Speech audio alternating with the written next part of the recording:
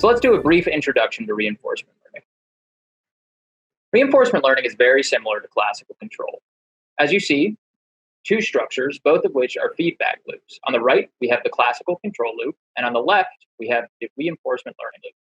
In the classical control loop, we have a controller, a plant, and a measurement system.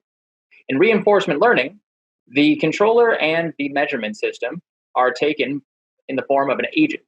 The agent provides an action to the environment. That environment provides a definition of state and a reward for each action. There's a huge variety of reinforcement learning algorithms. Too many to cover in one presentation, so we'll try to narrow our focus onto model-free learning. Model-free learning is the concept of traversing an environment during learning and being able to learn what the transition function between states are based on our exploration. There are two phases of reinforcement learning. First, exploration, and the second is exploitation, where we try to use what we've learned to make an optimal decision.